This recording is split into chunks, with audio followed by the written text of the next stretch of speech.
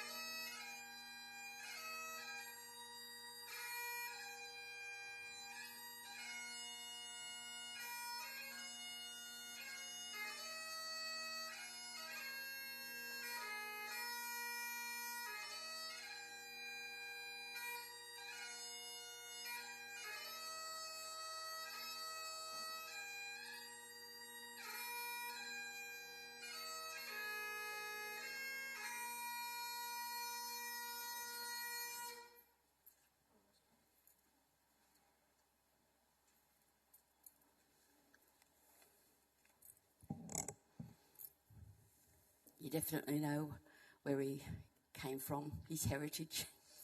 Well, good morning, everyone. My name's Joy Burton, and on behalf of Scott and Jeanette, I welcome you here as we gather to farewell Bill. We're so very thankful that you have travelled to be here, and for those who can't be here, joining us by live stream, please be assured you're very much part of the service. It's my hope that you receive comfort through the service today, because that's what we need when we go through the loss of a loved one and coming so soon after your last loss. Following the service, please join the family at Toronto Workers Club. Our candle is lit over there in remembrance and love of Bill. It's sort of like him, isn't it? Just a soft little glow into your hearts. And whether you're watching from here or from afar, you have one thing in common, that is love and memories of Bill. This quiet, gentle, loving, caring man, a devoted family man who also always told great stories. For all his quiet nature, his loving presence still shone out. His beautiful, warm smile would light up your face and your hearts. Well, the family have picked a poem called His Journey Has Just Begun by Ellen Brenneman. Don't think of him as gone away. His journey's just begun. Life holds so many facets. This earth is only one. Just think of him as resting from the sorrows and the tears in a place of warmth and comfort where there are no days and years. Think of how he must be wishing that we could know today, but nothing but our sadness can really pass away. And think of him as living in the hearts of those he touched, for nothing, love, is ever lost, and he was loved so much. Was part of the celebration of his life, we tell his story. Who was he? Well, his wife was Eleanor. He was brother to Nan and Bob. He was father to Scott and Jeanette, father-in-law to Boyd and Patsy, grandfather to Luke, Elena, Adam, Daniel and Sarah, grandfather-in-law to Tash, Damien and Ashley, great-grandfather to Jacob, Caden, Peyton, Amity, Madison, Isla and Cora. He was born on the 7th of June in 1934, Glasgow, Scotland. He lived with his father and mother.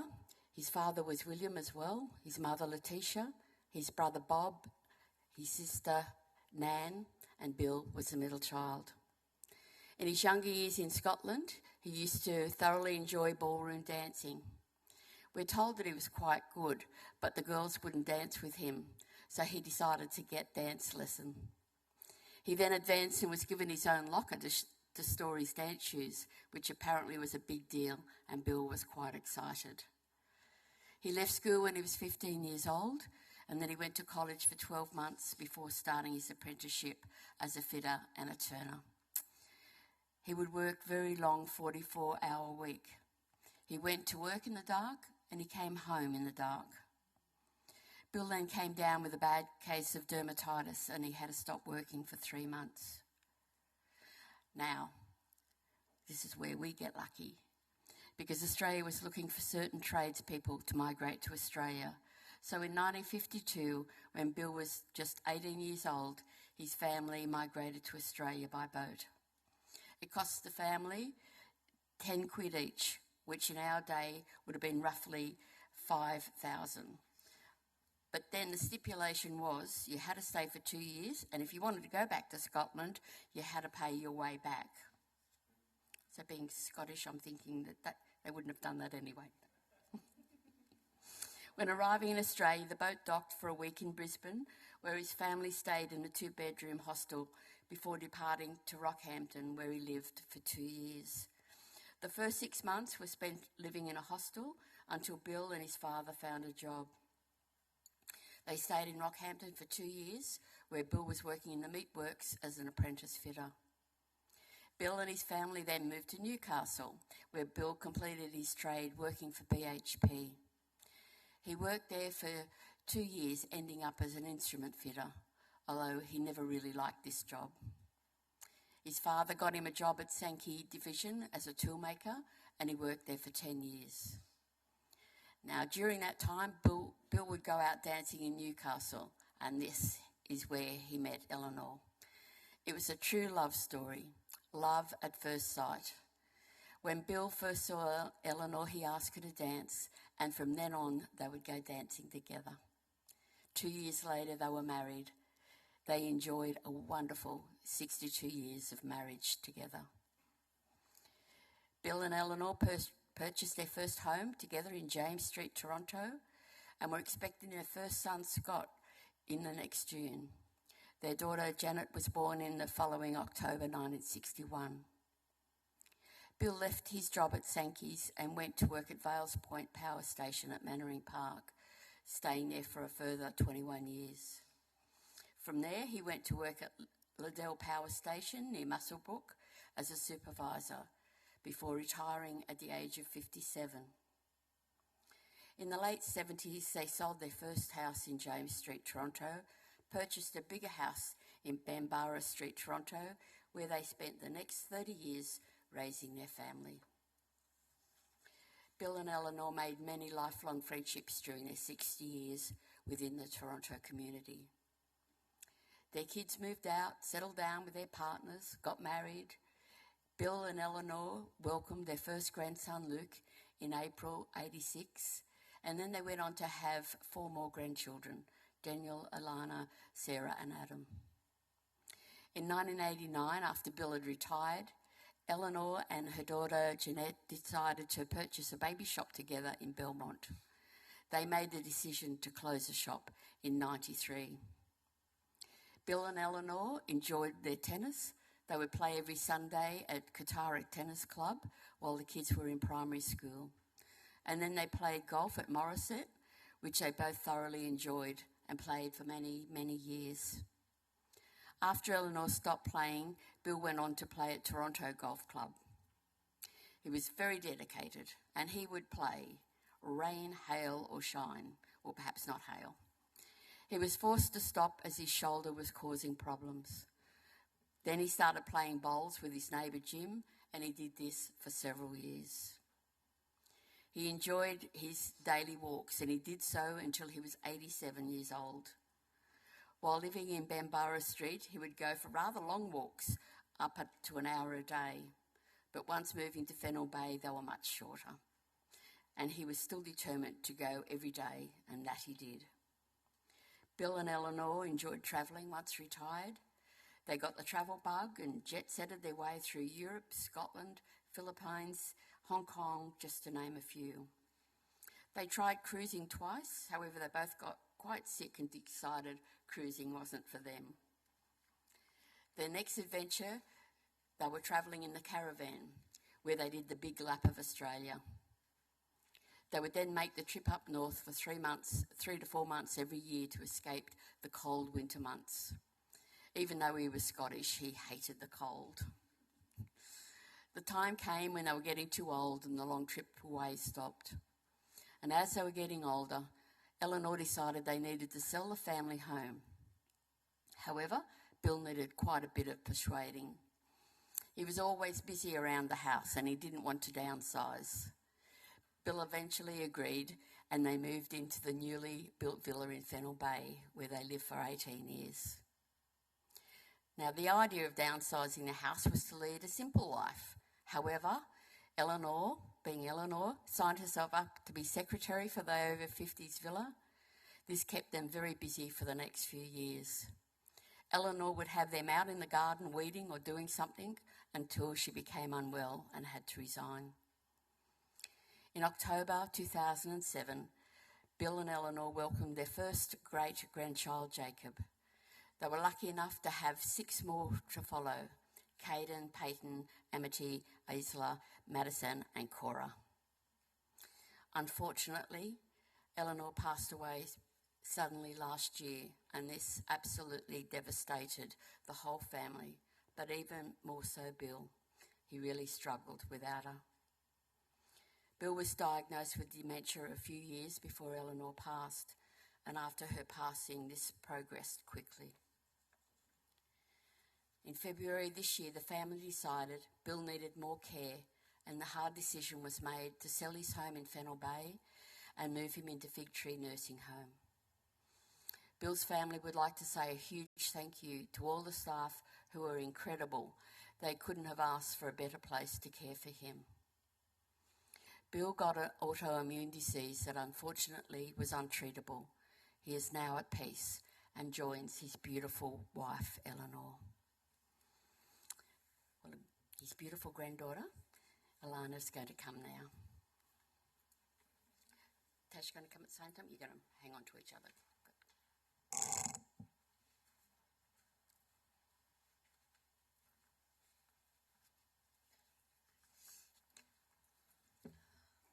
Hello. Thank you all so much for coming today to celebrate the life of William Thomson. Most people know him as Bill, however I know him as Grandad. If someone asked me how best to describe Grandad, I would say quiet. Grandad was not a man of many words. He would shy away from conflict, but he was a loving, caring, compassionate, beautiful man who loved his family. Grandad always gave the best hugs. He's going to leave another huge hole in our family. It was only 14 months ago we had to suddenly say goodbye to Nana. She was a huge part of our family and we miss her dearly, but no one more so than Grandad. He was truly heartbroken when he lost her. They had the beautiful love story, the kind of love everyone dreams of. They both truly loved each other. It seems unfathomable that we are doing this again so soon for Grandad. It's especially shocking as Grandad was always the healthy one. He never went to hospital. He never had any major health issues until a few years ago.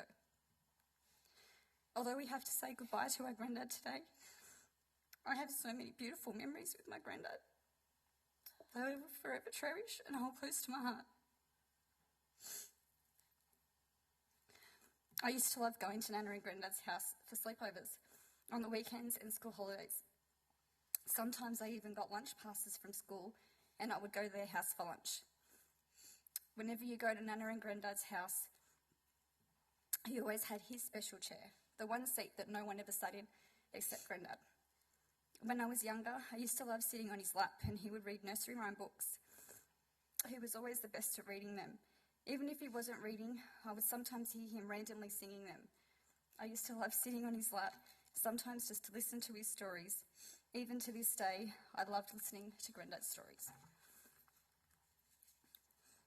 We often pulled out the old photos they had on slides. We loved putting them on the projector and watching them while Grandad told us stories about them. We even had a family night a few months back to go through all these slides again. It was just as enjoyable now. Grandad would always be outside working around the house. It wasn't very often you would see him sitting down, unless maybe if the golf, the tennis or the footy were on TV. He would often get me and my brothers outside with a bucket of soapy water. We would pour the water onto the grass and watch all the crickets come out. We thought this was the best. We used to have family holidays every year when we were younger at Rainbow Beach. Grandad would drive his caravan up and Nana and Grandad would stay for a week before leaving their van for us to stay and have a family holiday for a week or so. Grandad used to have a small boat, a tinny. They would pick me and my brothers up early in the morning some weekends before the sun was out and take us fishing around Rathmines. We always moaned and groaned about having to get up so early, but we always had so much fun. I remember my best friend from school said to me once, "Is your granddad Scottish?" I said, "Yes. How did you know?" She said, "Because he has a very strong Scottish accent." I was always amazed as I never realised. I found it so strange that I could never hear it unless I really concentrated. But one memory I will forever remember and cherish is when I asked Grandad to walk me down the aisle. I had cufflinks that had an engraving that read, "Will you walk me down the aisle?" Grandad opened it with a huge smile on his face and said, "I'd be highly honoured." He was so proud the day he walked me down that aisle, and I'm so grateful to share such a beautiful, special memory with him.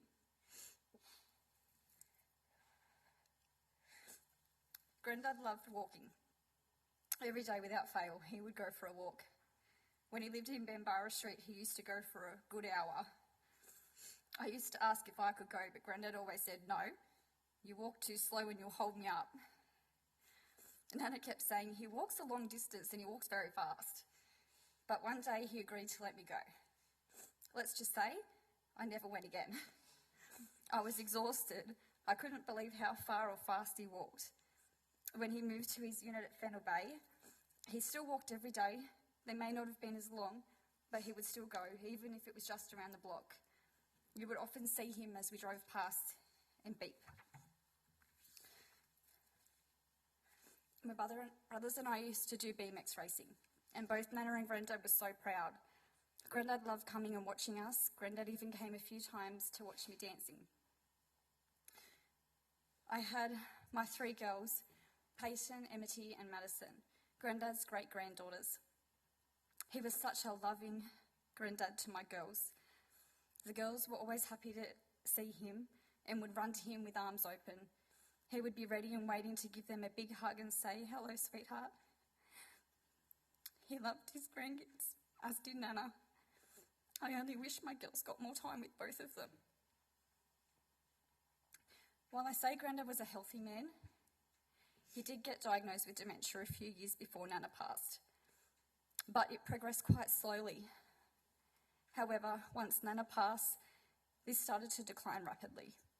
We were getting worried now as he was on his own.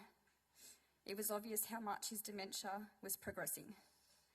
Mum made the hardest decision that Grandad needed to go into a nursing home to ensure he was safe and looked after. This was the hardest thing we had to do. The next hardest thing was selling their home with all their memories and packing away their lives. Only a month ago, we were informed Grandad had an autoimmune disease. It was incredibly shocking to all of us at just how quickly this happened. A week before his passing, we were also advised that unfortunately the illness was untreatable and there was nothing more that could be done. He was in an incredible amount of pain. Thankfully for Grandad, he didn't have to suffer long, and we are so grateful we didn't have to see the other awful end of dementia that we all knew was coming. We know that was not a life he would have chosen for himself. This has been an incredibly difficult time for our family, especially on my mum. She was incredibly close to both Nana and Grandad.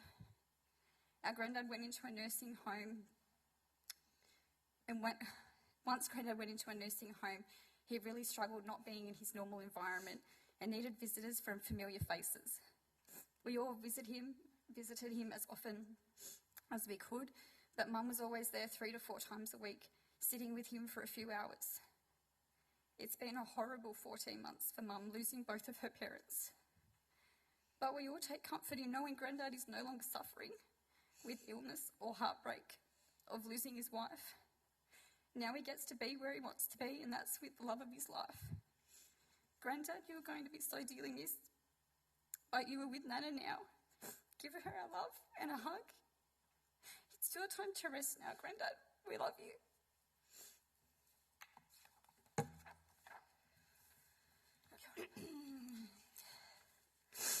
Granddad was often the quiet man in the background.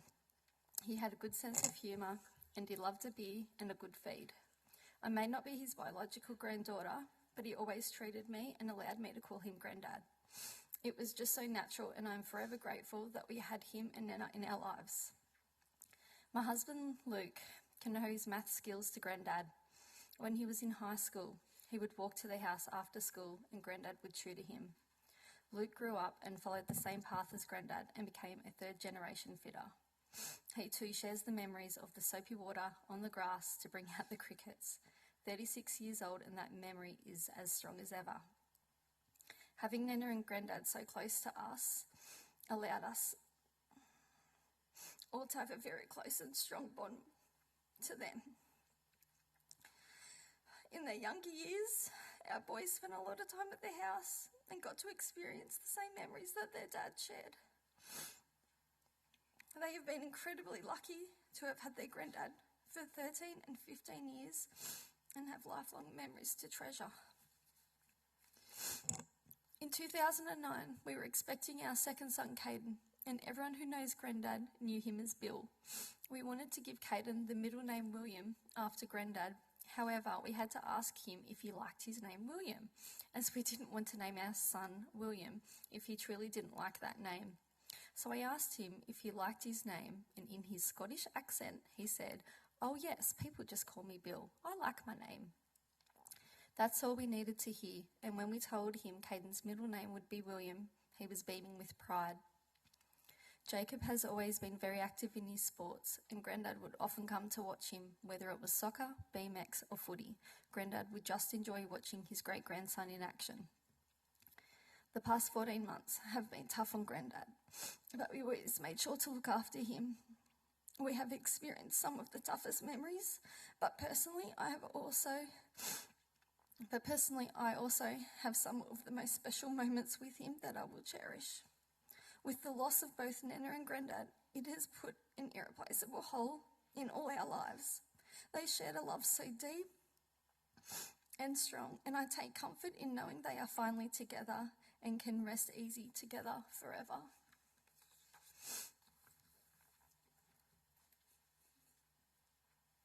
Thanks, Alana and Tash. Well, let's reflect on his life now as we watch a photo tribute to the beautiful music, You Raise Me Up.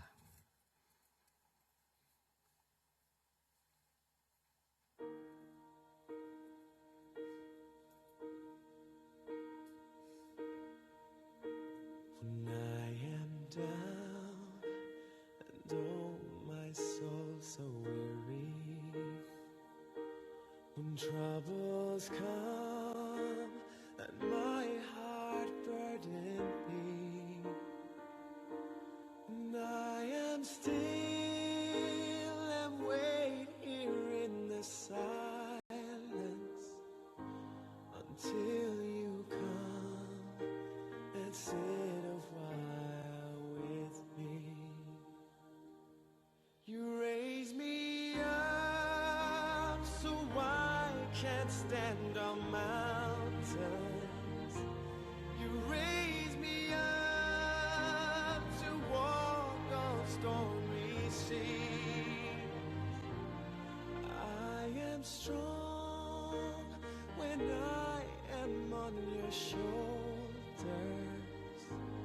You raise me up to more than I can be.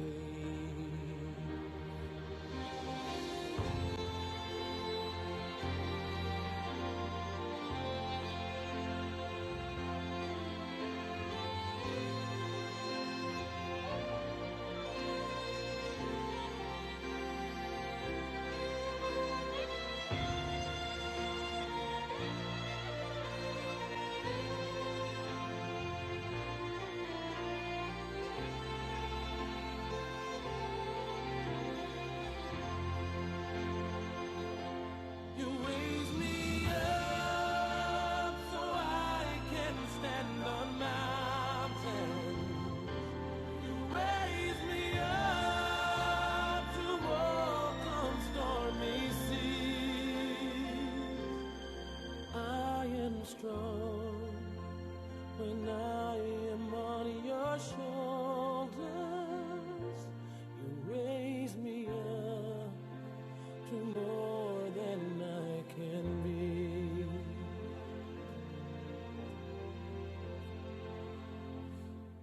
You raise me up so I can stand on mountains. You raise me up to walk on stormy seas. I am strong when I am on your shoulders. You raise me up to more than I can be. You raise me up so I can stand on mountains. You raise me up to walk on stormy seas. I am strong when I am on your shoulders. You raise me up to more than I can be.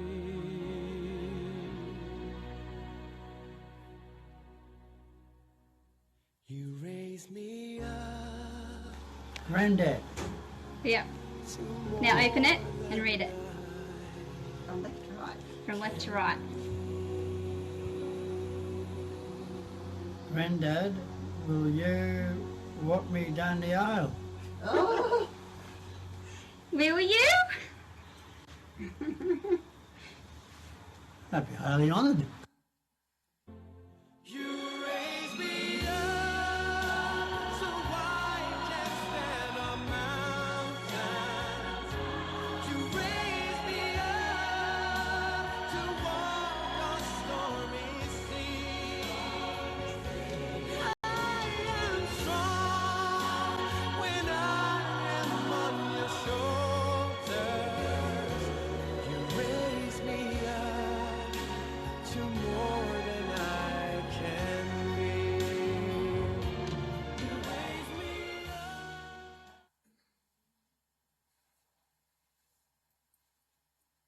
How beautiful is that? We might like to use this time to come and take one of these simple flowers and make a little garden for the beautiful man as we play Angels by Sarah McLachlan.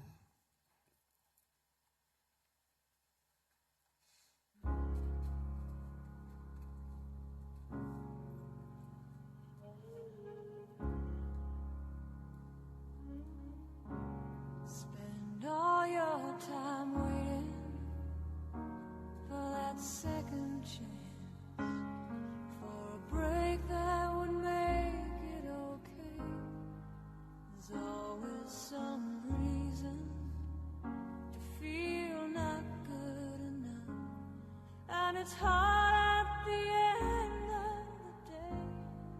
I need some distraction. Oh, beautiful release. Memories seep through my veins. Let me be empty. Oh, weightless, and maybe I'll find some peace tonight. In the arms of the angel. Fly away from here, from this dark, cold hotel room, and the endlessness that you fear. You are pulled from the wreckage of your silent reverie. You're in the arms of the angel. May you find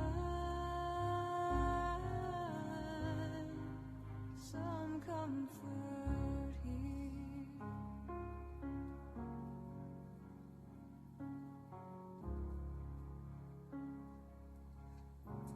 So tired of the straight line and everywhere vultures and thieves at your back. Storm keeps on twisting. Keep on building lies that you make up for all that you lack. It don't make no difference. Escape one last time.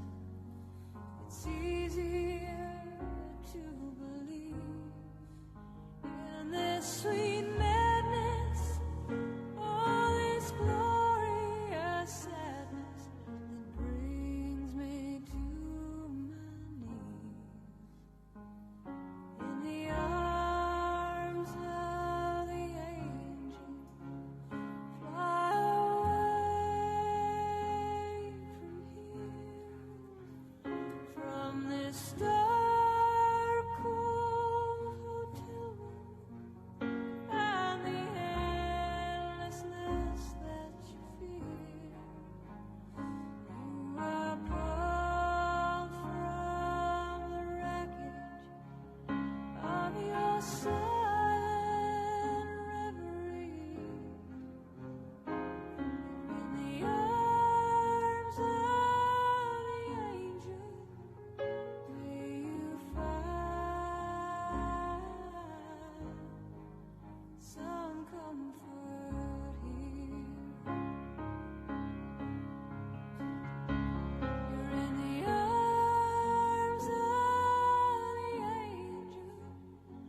May you find some comfort here.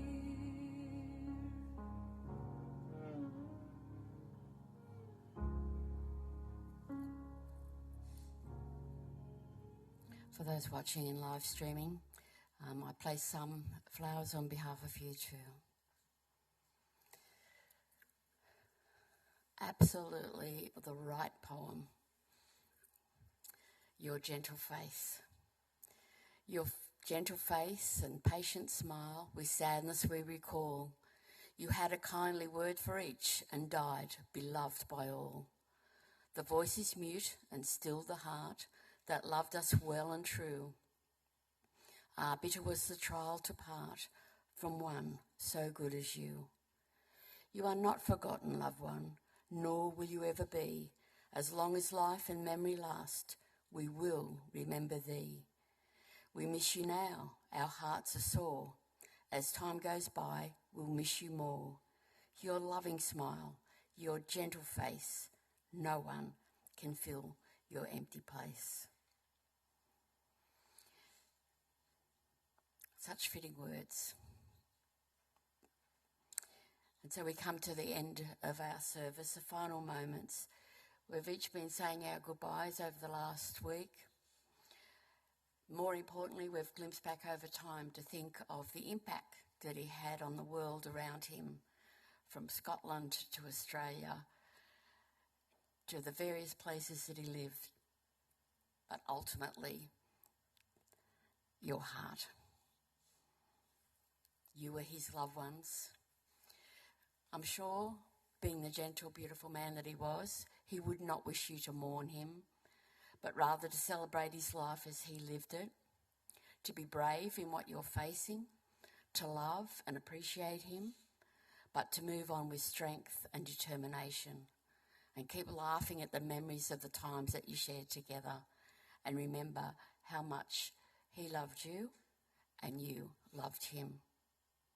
You have so many wonderful memories of Bill to share, so speak about him and keep sharing them and enjoying them. Keep being happy in his memory. Continue to make him proud and keep him close in your heart. Would you join me in standing, please?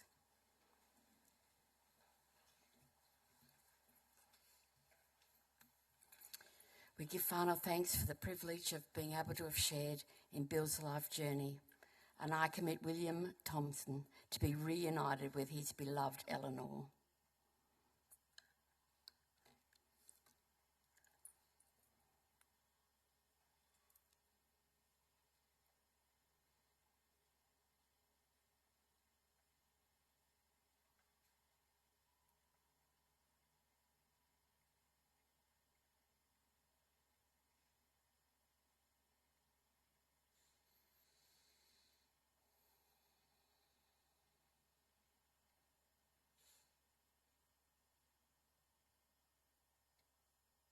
Please just take a moment as family prepare to leave. We're going to go out through the door on your right, followed by led by the piper down to the after-service gathering area. Thank you so much.